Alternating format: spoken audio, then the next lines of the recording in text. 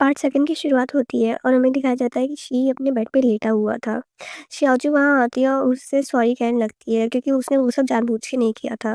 But she उसके नहीं सुनता है और कहता है क्यों ना मैं भी तुम्हारा बैंक जला दूँ। शियाओज़ू उसे समझाने की कोशिश करती है बट वो उसे ज़ोर-ज़ोर से डाँट के बाहर भगाने लगता है। तभी उसके पापा वहाँ आ जाते हैं और उसे उल्टा-सीधा बोलने पे डाँटने लग जाते हैं। शियाओज़ी की मम शियाओज़ी की तरफ से माफ़ी माँगती हैं। शी के पापा बोलते हैं कि ज़्यादा बड़ी बात नहीं है और वो थोड़ी दवाई लगाने से ठीक हो जाएगा। बट फिर भी वो उसे हॉस्पिटल में डॉक्टर को दिखाने के लिए बोलती है, जिस पे वो कहते हैं कि वो खुद ही डॉक्टर है। शी उनका मज़ाक उड़ाने लगता है और कहता है कि वो सिर्फ़ एक स्कूल डॉक्टर है। शियाओज़ी की मम्मी उन्हें कंपनसेशन के रूप में पैसे देने लगती है, पर वो नहीं ले रहे होते हैं। तो फिर वो शी को देती है, तो वो झट से रख लेता है। फिर शी शियाओज़ी को पैसे दिखाते हुए चिढ़ाने लगता है।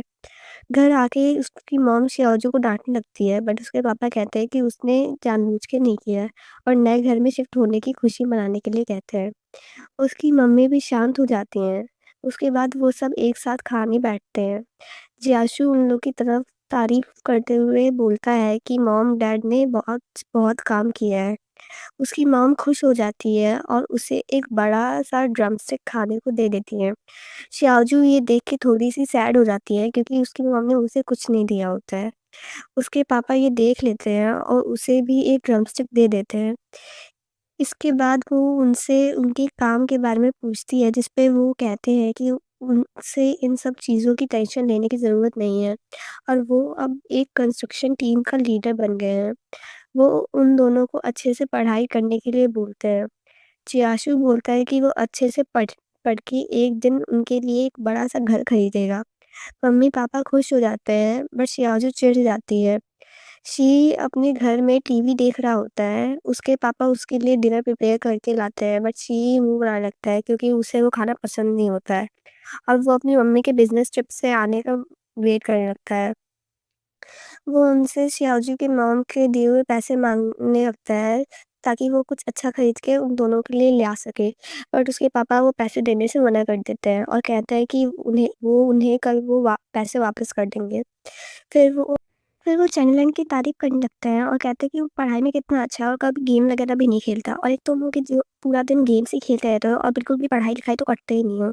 शी दर्द का बहाना बनाकर वहाँ से निकल जाता है और रूम में आके फिर से गेम्स खेलने लगता है।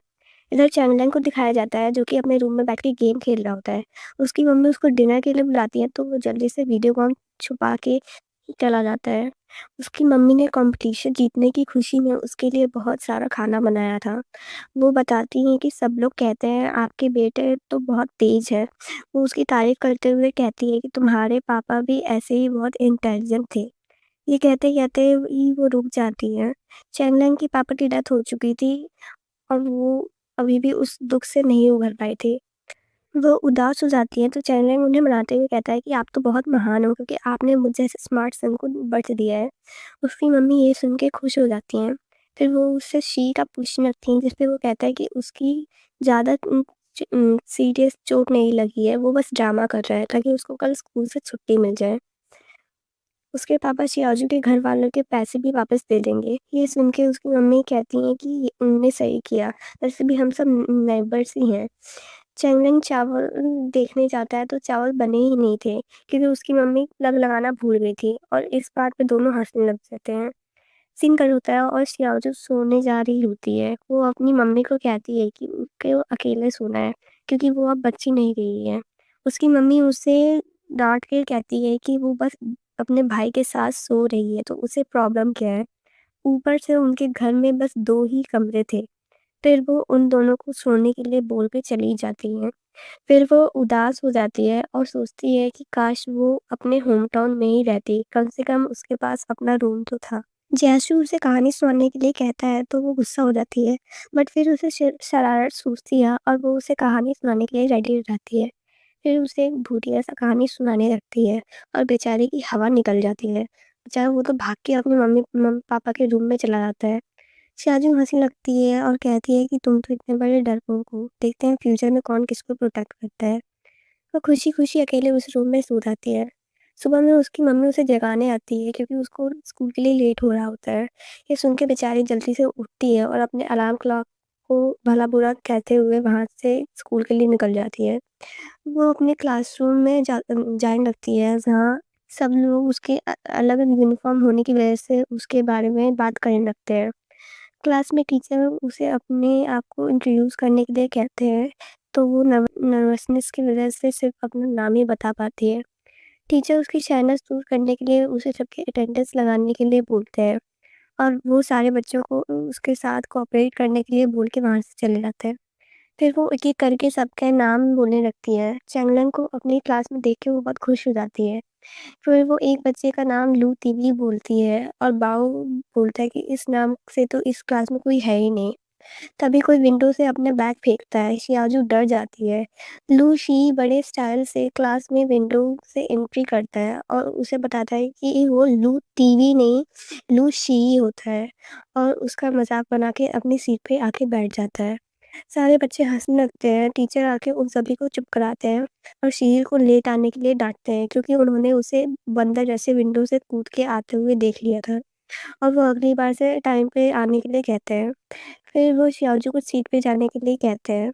शी उसे अनकल्चर्ड कहता है तो वो चिढ़ जाती है। क्लास के ख़त्म होने पे लेटाओ उसके पास आती है और उसको अपने साथ कैंटीन चढ़ने के लिए कहती है। बाहर जाते वक़्त शी शियाओज़ू को पीछे से खींच लेता है और लेटाओ को पता भी नहीं चलता है। वो बड़बड़ाते हुए वहाँ से चली जाती है। शियाज़ू उस पे गुस्सा करने लगती है, तो वो उसके पास आके बोलता है कि अगर क्लास में किसी को भी पता चला कि उसकी वज़ह से उसके पूरा पीछे का जल गया है, तो वो उसे छोड़ेगा नहीं। वो उसे प्रॉमिस करती है कि वो ये बात किसी को भी नहीं बताएगी। नेताओ उसे ढूँढते हुए वहाँ आ जाती है, तो उसको छोड़ के चला जाता है। नेताओ उससे पूछती है कि उसने शी से लड़ाई तो नहीं की है, तो शियाज़ू तुरंत ना बोल देती है और उसके साथ चली जाती है। वो उससे पूछती है कि तुमने सीनियर 3 में स्कूल चेंज क्यों किया है? तो तुम्हारी पढ़ाई पे तो बहुत फ़र्क पड़ेगा ना। इस पे वो बोलती है कि उसके ग्रेड पिछले स्कूल में ठीक थे, तो ज़्यादा फ़र्क नहीं पड़ेगा। जबकि सच्चाई तो ये थी कि जब टीचर क्लास में पढ़ा रही थी, तो सब उसके सर के ऊपर से बाउंस करके निकल जा रहा था। शी अपने दोस्त के साथ बात कर रहा होता है, तो टीचर उसे आंसर बताने के लिए कहती है। शी को नहीं आ रहा होता है, तो वो कहता है कि आपकी न्यू स्टूडेंट से क्यों नहीं पूछती हैं? वो बहुत फ़ोकस से पढ़ रही है। टीचर फिर शियाजू से सब सेम क्वेश्चन पूछती है, तो वो ज़ीरो बोल देती है। सारे बच्चे हँसने लगते हैं। टीचर बोलती है, "ये तो क्लास की बेसिक क्वेश्चन है, तुमसे ये भी नहीं हो पा रहा है। तुम कैसे भी एंगल काउंट करो, बट वो ज़ीरो तो बिल्कुल भी नहीं हो सकता है।" सारे बच्चे ये सुन के हँसने लग जाते हैं और शियाओज़ू शर्म के मारे पानी-पानी हो जाती है। लेटाओ फिर क्लास में सबको उनके आंसर शीट्स बाँट रही होती हैं। शियाज़ू के बहुत कम मार्क्स आए होते हैं, तो वो नर्वसली स्माइल करने के अलावा और कुछ नहीं कर पाती है। साइंस पीरियड में भी एक्सपेरिमेंट के टाइम पे उसने ब्लास्ट कर दिया था। वो बेचारी बॉटल लेके बाहर भरने आती है और खुद को बुरे ग्रेड्स की वजह से स्टूपिड कहने लगती है। तभी उसको बॉटल भर जाता है, तो चैंगलम जल्दी से आके टैप बंद कर देता है क्योंकि पानी गर्म था। वो उसका थैंक्स करती है। चैंगलम उसकी सैडनेस का रीज़न पूछता है, तो वो बताते हैं कि इस स्कूल के बेसिक क्वेश्चन भी उसे बहुत हार्ड लग रहा है और उसका सर दर्द करने लग जाता है। चैनलन कहता है कि माना स्कूल के क्वेश्चन हार्ड है बट इतने भी नहीं, धीरे-धीरे तुम भी सब कैच अप कर लोगी। वो फिर उसे ताना मारते हुए कहती है कि अगर तुम्हें कोई क्वेश्चन हार्ड लगे तब तो मेरा पढ़ाई छोड़ देना ही ठीक है। वो कहती है कि आप तो हमारी लीडर हैं और मैं तो तुम्हें बहुत एडमायर करती हूँ। चैनलन हँसते हुए कहता है कि तुम बहुत फ़नी हो। वो दोनों क्लास में वापस जा रहे होते हैं, तब शियाजू देखती है कि शी खेल रहा है जबकि उसकी इतनी बुरी तरीके से इंजरी हुई थी। चिंगलिंग कहता है कि बिना खेले उसकी आत्मा निकलने लगती है। तभी कोई आके शियाजू को धक्का मार देता है और सारा गर्म पानी बेचारे शी के बट पे जाके गिर जाता है। उस बेचारे का तो बुरा हाल हो जाता है। वो उससे सॉरी कहती है बट वो उस पे चिल्लाने लगता है और वहाँ से चला जाता है। क्लास में शियाजू चैंगलिंग के पास दवाई लेके आती है और उससे शी को देने के लिए कहती है। चैंगलिंग उससे कहता है कि तुम्हें खुद से जाके ये उसे देना चाहिए, पर शिवाजी कहती है कि कल तो मैंने लगभग उसका बटन ब्लास्ट करवा दिया था और आज उस पे पानी गिरा दिया, वो मुझसे तो बिल्कुल नहीं लेगा। बाव ये सुन लेता है और ज़ोर-ज़ोर से चिल्लाने लगता है। ची उसे चुप कराता है बट अब सारे बच्चों को ये पता चल चुका होता है और सब हँसने लगते हैं। घर पे शियाओज़ू अपनी पुराने स्कूल को याद कर रही होती है। उसकी मम्मी उसे टाइम वेस्ट ना करने के लिए बोलती है। वो उसकी पढ़ाई के बारे में पूछती हैं, तो वो बताती हैं कि ज़्यादा अच्छी नहीं जा रही है। मम्मी उस पे गुस्सा करने लगती है और कहती है कि मैं और तुम्हारे पापा इतनी मेहनत कर रहे हैं तुम्हें स्कूल में डालने के लिए और तुम्हें भी अच्छे से पढ़ाई करके एक टॉप स्टूडेंट बनना चाहिए। शियाओज़ू चिढ़ते हुए बोलती है कि हमारी फैमिली में टॉप स्टूडेंट्स की जीन ही नहीं है। जियाशु कबाब में हड्डी बनने आ जाता है और अपनी मम्मी को बोलता है कि उसके टेस्ट में फर्स्ट प्लेस आई है। मम्मी बहुत खुश हो जाती हैं और शियाओज़ू को अपने भाई से सीखने के लिए कहती हैं। शियाओज़ू उसे धमकाते हुए कहती है कि अगर तुमने अपना मुँह खोला तो मैं तुम्हें पीट दूँगी।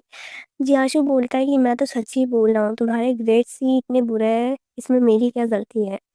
शियाजू कहती है कि तुम्हारी वजह से ही हम यहाँ शिफ्ट हुए हैं और अब इस नए स्कूल में मैं अडेप्ट नहीं कर पा रही हूँ।